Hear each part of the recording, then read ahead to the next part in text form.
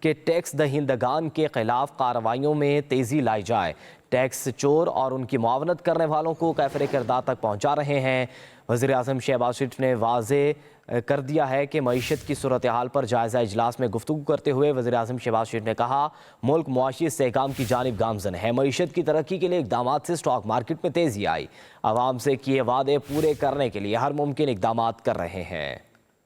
وزیر اعظم شہباز شریف کی زیر صدارت معیشت کی صورتحال پر جائزہ اجلاس ہوا۔ وزارت خزانہ نے آئی ایم ایف کے وفد سے ہونے والی ملاقاتوں پر بریفنگ دی۔ وزیر اعظم نے کہا کہ ملکی معاشی استحکام کی طرف گامزن ہے۔ سٹاک مارکیٹ میں تیزی کا رجحان ہے۔ بیرونی سرمایہ کار اعتماد کا اظہار کر رہے ہیں۔ انہوں نے کہا کہ عوامی ریلیف کے لیے کیے گئے وعدوں کو پورا کرنے کے لیے ہر ممکن اقدامات کر رہے ہیں۔ وزیر اعظم نے کہا کہ مہنگائی کی شرح 38% سے کم ہو کر 7% اور شرح سود 22% سے کم ہو کر 15% پر آ گئی ہے۔ کاروباری سرگرمیوں میں اضافہ اور روزگار کے مواقع پیدا ہوں گے۔ شہباز شریف کا کہنا تھا کہ درآمدات میں اضافہ اور ریکارڈ ترسیلات زر کی بدولت ملکی زر مبادلہ کے ذخائر میں اضافہ ہوا ہے۔ زرعی شعبے میں اصلاحات پر پنجاب حکومت کو خراج تحسین پیش کرتا ہوں۔ وزیر اعظم کا مزید کہنا تھا کہ ٹیکس نادہندگان کے خلاف کارروائیوں میں تیزی لائی جائے گی۔ ٹیکس چوری کرنے والوں اور ان کی معاونت کرنے والوں کو کیفر کردار تک پہنچا کر رہیں گے۔ تمام شعبہ جات کو ٹیکس ادا کر کے ملکی ترقی میں اپنا کردار ادا کرنا ہوگا۔